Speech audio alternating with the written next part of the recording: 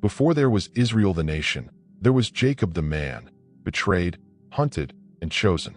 He married 2 sisters, fled with stolen gods, and faced an army led by his own brother. But one night, under the stars, he wrestled with something greater than all of them, and it changed everything. This is not a myth. This is the real, raw story of faith, failure, and divine destiny.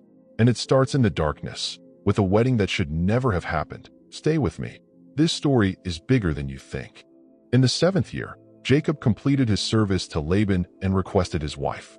Laban complied, and they gathered for a feast.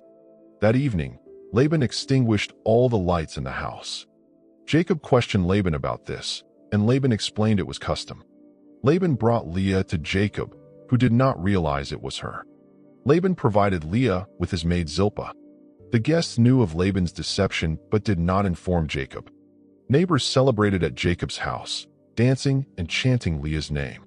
Jacob heard but misunderstood their words, assuming it was custom. The neighbors continued their festivities while Laban kept the lights off. In the morning, Jacob discovered Leah beside him and realized the deception. He confronted Laban, demanding to know why he was deceived. Laban replied that it was not customary to give the younger before the elder, offering Rachel in exchange for another 7 years. Jacob agreed, marrying Rachel and serving Laban for 7 more years, loving Rachel more than Leah. God saw Leah was unloved and opened her womb, allowing her to bear Jacob 4 sons, Reuben, Simeon, Levi, and Judah. Leah then ceased to bear children. Rachel, who was barren, envied Leah and gave her maid Bilhah to Jacob, who bore 2 sons, Dan and Naphtali. Leah, seeing she had stopped bearing, gave her maid Zilpah to Jacob, who bore 2 sons, Gad and Asher. Leah then bore Jacob 2 more sons and a daughter, Issachar, Zebulun, and Dinah. Rachel prayed to the Lord for children, fearing rejection by Jacob. God heard her prayers, and Rachel bore a son named Joseph, saying God had taken away her reproach. Jacob was 91 years old when Joseph was born. At that time, Jacob's mother, Rebekah, sent her nurse Deborah and 2 servants to him. They informed Jacob that Rebekah wanted him to return to Canaan. After 14 years with Laban, Jacob requested to leave with his wives and children. Laban pleaded with Jacob not to leave and asked him to name his wages. Jacob proposed to take all speckled and spotted livestock as his wages. Laban agreed and removed the speckled and spotted animals from his flock. Jacob placed the removed animals in the hands of his sons and tended to Laban's remaining flock. Isaac's servants returned home when Jacob decided not to go back with them. Deborah stayed with Jacob in Haran, residing with his family. Jacob served Laban for 6 more years, increasing his wealth through the speckled and spotted livestock. Jacob had a large and prosperous flock, which attracted the attention of others. Many sought to trade with Jacob, and he gained riches through these transactions. Laban's sons envied Jacob's success, claiming he had taken their father's wealth. Jacob noticed Laban's changing attitude toward him.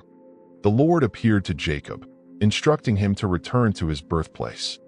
Jacob prepared to leave, taking his family and belongings on camels. Laban was unaware of Jacob's departure, as he was busy with sheep shearing. Rachel stole her father's household idols and hid them on her camel. The idols were made from a man's head, inscribed with names, and used for divination. Rachel intended to prevent Laban from discovering Jacob's whereabouts through these idols. Laban returned home, realized Jacob was gone, and sought his idols to find him. Unable to locate the idols, Laban consulted other idols, which revealed Jacob had fled. Laban gathered his brothers and pursued Jacob, catching up with him at Mount Gilead. Laban accused Jacob of fleeing and taking his daughters and gods. Jacob replied he feared Laban would take his daughters by force, declaring that whoever had Laban's gods would die. Laban searched Jacob's tents, but could not find the idols. Laban proposed a covenant, warning Jacob not to harm his daughters or take other wives. They built a stone heap as a witness to their covenant, naming it Gilead. They sacrificed on the mountain and spent the night there. In the morning, Laban wept with his daughters before returning home.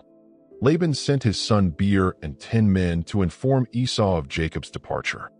They met Esau and reported Jacob's flight and wealth. Esau, remembering his past hatred, gathered men to confront Jacob. He divided his forces and prepared for battle against Jacob. Laban's messengers returned to Rebekah, informing her of Esau's approach. Rebekah sent men to meet Jacob, fearing Esau might attack. The messengers met Jacob at the brook Jabbok, and Jacob named the place Machnaim.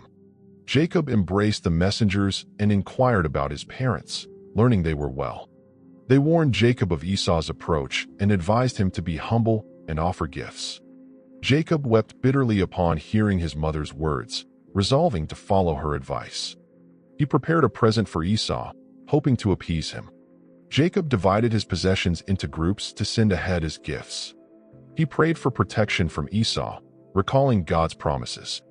Jacob spent the night in prayer, wrestling with an angel until dawn.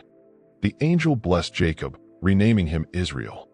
Jacob limped away, marked by the struggle. He approached Esau with humility, bowing 7 times. Esau ran to Jacob, embracing him with tears of joy. They reconciled, and Jacob introduced Esau to his family.